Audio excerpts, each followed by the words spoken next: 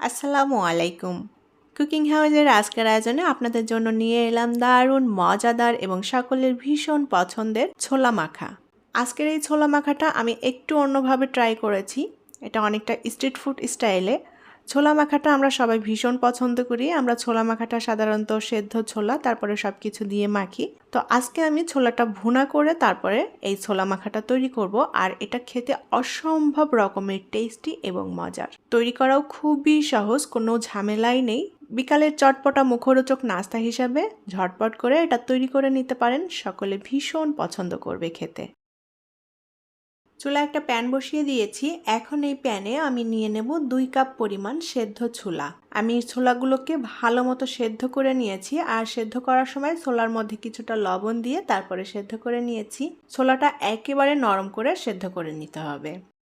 এখন এই সেদ্ধ ছোলার মধ্যে আমি দিয়ে দেব 2 চা চামচ পরিমাণ আদা রসুন বাটা, 2 চা চামচ পরিমাণ পেঁয়াজ বাটা আর 1.5 চা চামচ পরিমাণ জিরা এবং গরম মশলা বাটা। আমি জিরা এবং গরম মশলাটা একসাথে বেটে নিয়েছি। এখানে মশলার পরিমাণটা একটু কম দিচ্ছি, খুব বেশি মশলা দেব না। অল্প মশলা দিয়ে এই ছোলাটা ভুনা করে নেব। স্বাদ মতো লবণ দিয়ে দেব। শুকনা মরিচের গুঁড়া দিয়ে দেব স্বাদ মতো। যে যতটা ঝাল খেতে পছন্দ করেন সে অনুযায়ী দিয়ে দিতে হবে। তবে আমি এখানে 1 চা চামচের একটু কম পরিমাণ দিয়ে দিলাম।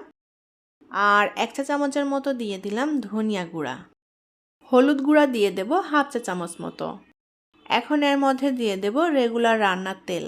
এখানে রেগুলার রান্নার তেল অথবা সরিষার তেল যে কোনো একটা দিয়ে এটা রান্না করে নেওয়া যাবে।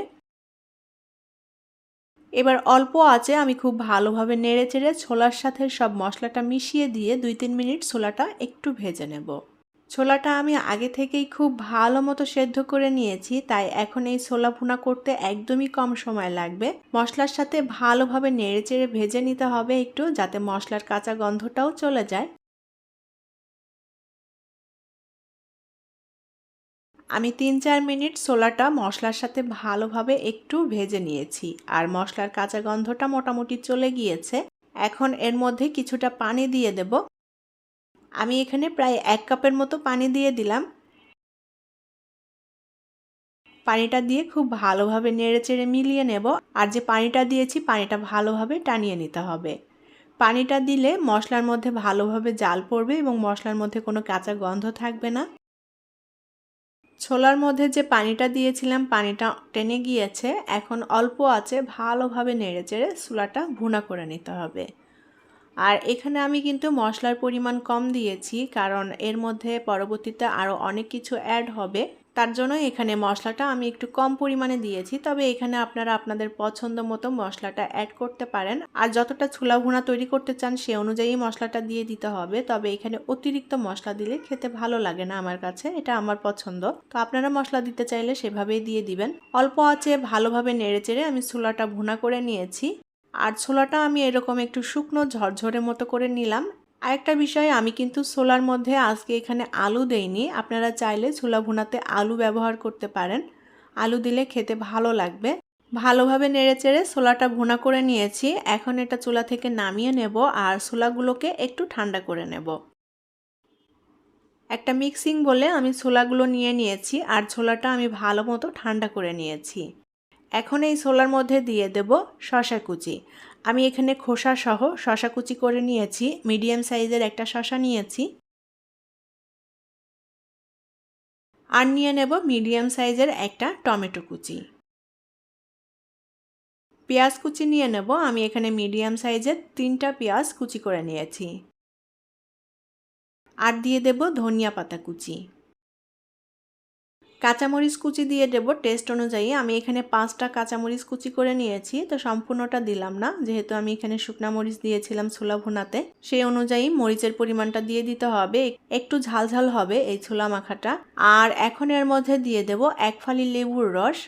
লেবুর রস দিলে একটু টকটক হবে, খেতে খুবই ভালো লাগে। তবে কেউ যদি লেবুর রসটা না দিতে চান এটা স্কিপ করতে পারেন। এখন একটা চামচের সাহায্যে ছোলার সাথে সব কিছু ভালোভাবে মেখে নেব। আর এখানে কিন্তু আর কোনো কিছুরই দেওয়ার দরকার নেই, কোনো মশলা অ্যাড করার দরকার নেই। আপনারা চাইলে এখানে চাট মশলা ব্যবহার করতে পারেন, তবে আমি এখানে আর চাট মশলা দিচ্ছি না, যেহেতু আমি ছোলা ভুনার মধ্যে সব মশলাটাই দিয়ে দিয়েছি।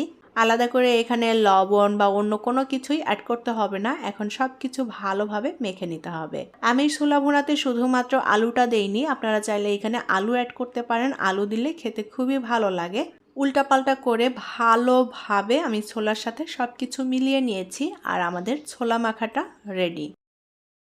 তৈরি হয়ে গেল দারুণ মজাদার টেস্টি সকলের ভীষণ পছন্দের চাট স্টাইলে ছোলা মাখা। চটপটা মুখরোচক এই ছোলা মাখাটা বিকালের নাস্তার জন্য তৈরি করে নিতে পারেন। সবাই ভীষণ পছন্দ করবে খেতে। আশা করি আমার আজকের রেসিপি আপনাদের কাছে ভালো লেগেছে। আর রেসিপিটি ভালো লাগলে বাসায় অবশ্যই এভাবে একবার ট্রাই করে দেখবেন।